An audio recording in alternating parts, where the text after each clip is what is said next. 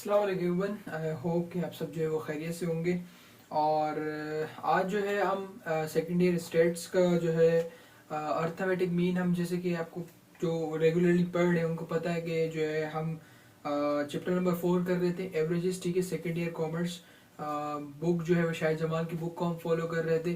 ठीक है, तो उसमें जो है वो चैप्टर नंबर 4 पे जब हम पहुंचे थे तो उसमें मैंने आपको पूरी इंट्रोडक्शन वगैरह दी हुई। अगर प्ले लिस्ट में आप चले जाएं तो आपको सब चीज़ें मिल जाएंगी वहाँ पे। ठीक है, तो उसमें हमने जो है वो मीन को कंटिन्यू कर रहे थे। मीन को हमने एक्सप्लेन किया था, फिर उसकी जो है वो दो तीन तरह से जो क्वेश्चंस को एग्जामिनर घुमा के दे सकता है किस किस तरीके से, वो मैंने आपको सिंपल तरीके से वो करवाए थे। ठीक है, अब जो है मीन की जो प्रॉपर्टीज गिवन है, ठीक है, आप उसमें से एक प्रॉपर्टी है जो बहुत इंपॉर्टेंट है और मोस्टली एग्जाम में आती है, नहीं आती भी तो एमसीक्यू जरूर वो बनती है। ठीक है, तो प्रॉपर्टी में लिख देता हूँ पहले। कह रहा है sum of the deviation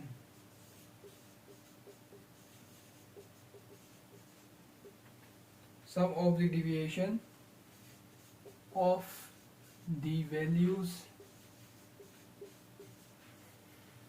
the values from their mean is 0। ठीक है, इसको रिप्रेजेंट करते हैं, पूरी फॉर्म को जो है वो समीशन आ जाएगा। ठीक है, और x minus x mean equals to 0। ठीक है, इसको इस तरीके से हम रिप्रेजेंट भी करते हैं अर्थमेटिकली अगर देखा जाए इसको तो। ठीक है, तो ये प्रॉपर्टी है सबसे जो इसकी इंपॉर्टेंट है, एमसीक्यू जरूर बनता है इससे, नहीं तो शॉर्ट क्वेश्चन एक बनता है, बहुत ही छोटा क्वेश्चन होता है।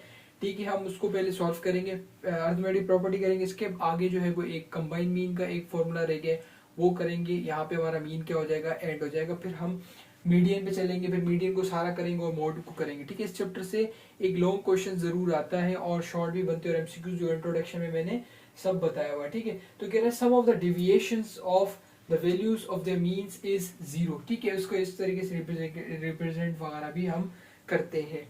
ठीक है, इसमें जो है वो हम क्या करेंगे, इसमें हम जो है वो इसका डेटा गिवन है, डेटा लेते हैं और उसके बाद फिर उसको हम जो है वो सॉल्व भी करेंगे। ठीक है, जैसे कि हमारे पास क्वेश्चन में गिवन है 22। ठीक है, वैल्यूज ये हमारे पास गिवन है।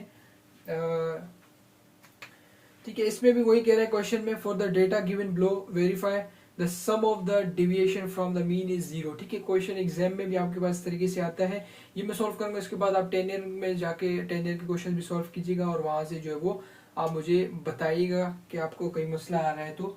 ठीक है, तो हमारे पास जो वैल्यूज गिवन है वो है 22, 17, 27।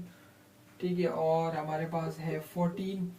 ठीक है, और हमारे पास है 22, और हमारे पास है 18। अब ये हमारे पास टोटल वैल्यूज गिवन है। ठीक है, जिसको वो कह रहा है कि आप प्रूफ करें मुझे कि जो है इनका जो डेविएशन का जो आता है हमारे पास, ठीक है, deviation of the values from their means is 0। ठीक है, तो हम क्या करेंगे, हम पहले एक मीन निकालेंगे। ठीक है, इसके स्टेप्स बता रहा हूँ मैं आपको। पहले हम क्या करेंगे, मीन निकालेंगे, उस मीन को उठा के हम इस फॉर्मूले में रखेंगे। ठीक है, इस फॉर्मूले में रखेंगे।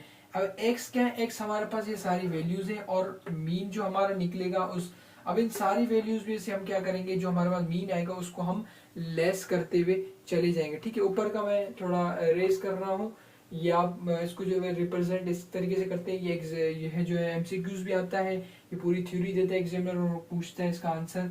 ठीक है, तो ये सिर्फ उसमें जो है वो ये सिर्फ 0 वाला पॉइंट पूछ लेता है। ठीक है, अब जब हम जिसका आंसर निकालेंगे ना तो वो हमारे पास जो आएगा वो होगा 0। तो इसीलिए एग्जाम इस तरीके से भी पूछ सकते हैं आपसे, इस तरीके से भी वो एमसीक्यूज में देके पूछ सकता है। ठीक है, तो सम ऑफ डिविएशंस और हम जो है वो क्वेश्चन कर रहे हैं। अच्छा, मैं इस वैल्यूज को इधर ही लिख देता हूँ, 22, 17, 27, 14, 22 और 18। ठीक है, ये वैल्यूज हमारे पास आ गई। अब आपको सबको पता है कि हमारे पास जो मीन का नॉर्मल फॉर्मूला होता है, ठीक है, mean is equal to sum of values और नंबर ऑफ वैल्यूज। ठीक है, सम ऑफ वैल्यूज और हमारे पास होता है नंबर ऑफ वैल्यूज। ठीक है, अगर सम ऑफ वैल्यूज करें, अगर आप इन सबको प्लस करें, ठीक है ना, सम ऑफ वैल्यूज हम क्या करते हैं, sum of values means 22 plus 17 plus 27 plus 14 plus 22 plus 18। जिनको नहीं पता उनके लिए, जो अभी फर्स्ट टाइम वीडियो ये देख रहे हैं, जिन्होंने पिछली लेक्चर्स देखे हुए तो उनको डिटेल में चीज़ें समझ में आ गई होंगी कि किस तरीके से करते हैं। मेरे पास ये सोल्व किया हुआ है, डायरेक्ट सोल्व करता जा रहा हूँ, ठीक है, ताकि ज़्यादा वीडियो भी आपकी लंबी नहीं है, ठीक है। इन सबको प्लस करेंगे तो आपके पास जो आ रहा है वो आंसर आ रहा है 120। और नंबर ऑफ वैल्यूज हमारे पास n का मतलब होता है नंबर ऑफ वैल्यूज, और नंबर ऑफ वैल्यूज हमारे पास कितनी है 1 2 3 4 5 और 6, ठीक है। तो 6 वैल्यूज है, इनको अगर आप डिवाइड करते हैं तो आपके पास जो मीन आ रहा है वो मीन आ रहा है 20, ठीक है। हमारे पास अब मीन क्या आ गया है 20, ठीक है। अब हमारे पास जो डिविएशन का फॉर्मूला था, अब अगर उसको गौर करें तो हमारे पास ये फॉर्मूला था, ठीक है। एक तरीके से हमारे पास ये फॉर्मूला बन रहा था, ठीक है। अब इसमें हमारे पास देखिए अगर आप, तो ये x जो है, ठीक है, ये तो है सारी वैल्यूज, ठीक है, जो भी हमारे पास वैल्यूज गिवन इन क्वेश्चंस, ठीक है। ये क्या है हमारे पास वैल्यूज जो गिवन है हमारे पास क्वेश्चन में, और ये क्या है मीन ऑफ ऑल वैल्यूज, ठीक है, जो कि हमारे पास आ गया है 20, ठीक है। अब हम क्या करेंगे, इस 20 की, इस मीन की जगह पे हम 20 को रखेंगे, और ये वैल्यूज ही बारी बारी वैल्यूज आती जाएंगी और उससे इसको हम लेस करते जाएंगे, ठीक है। ये थोड़ी इजी करता जा रहा हूँ मैं आप लोगों के लिए चीज़ें, ठीक है। अब हम इसको जो है वो प्रॉपरली सॉल्व करेंगे जब, ठीक है, जब एग्जाम में क्वेश्चन को सॉल्व करेंगे तो हम इसको किस तरीके से करेंगे, ठीक है। आपको क्या करना है, आपको जो है एक टेबल बनानी है, ठीक है।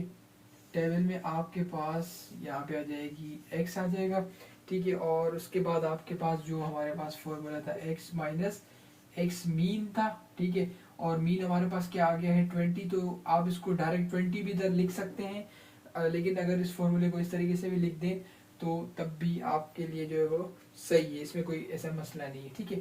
अब वैल्यूज हमारे पास गिवन है, हमें पता है कि 22 है, और हमारे पास 17 है, और हमारे पास 27 है, और 14 है, और हमारे पास 22 है, और हमारे पास 18 है, ठीक है। ये हमारे पास वैल्यूज आ गई। और अगर आपको नज़र सही से आ रहा है तो यहाँ पे एक और बनेगा टोटल का, ठीक है।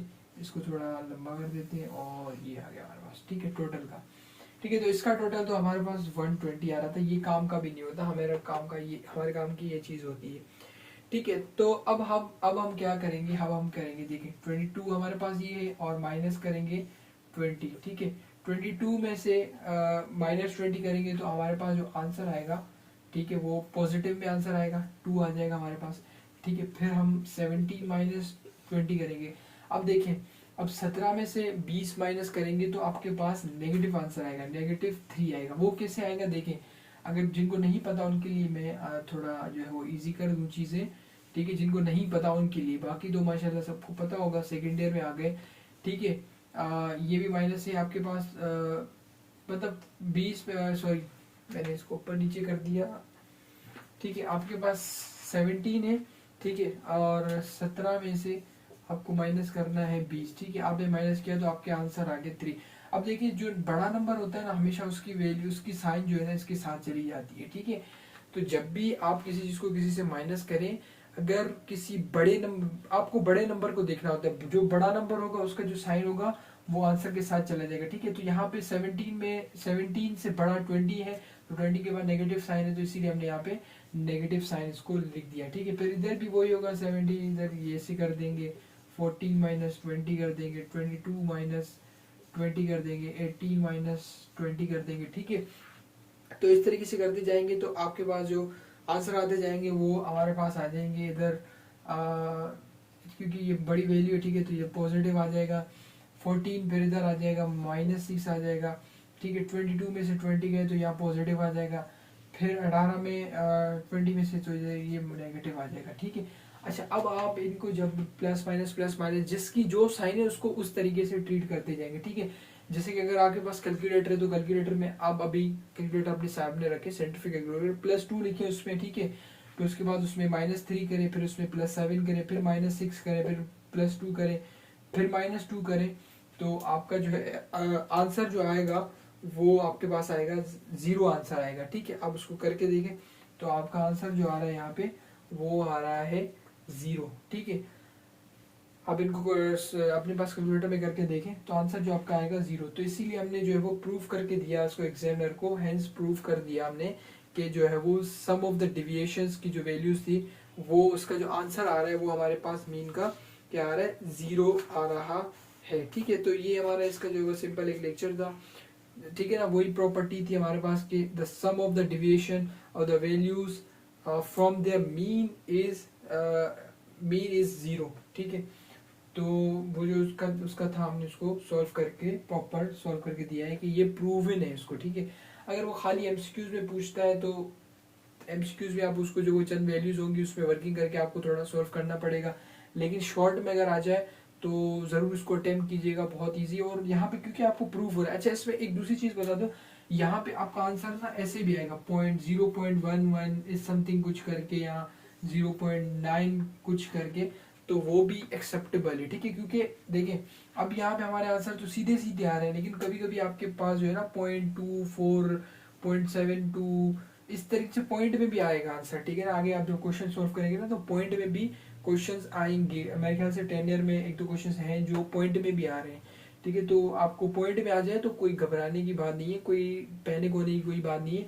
आप सिंपल पॉइंट में लाए आंसर्स, नेगेटिव आ रहा है नेगेटिव, पॉजिटिव है पॉजिटिव, कैलकुलेटर उठाए साइंटिफिक कैलकुलेटर, जो प्लस हो रहा है उसको प्लस करें, जो माइनस हो रहा है उसको माइनस करें, एंड में आपके पास आंसर जो है वो 0 आएगा, नहीं तो 0 पॉइंट कुछ आएगा, लेकिन 1 नहीं आएगा। ऐसे नहीं कि 1 पॉइंट आप कोई आंसर आ रहा हो तो आप कहेंगे नहीं सही है, ऐसे नहीं है।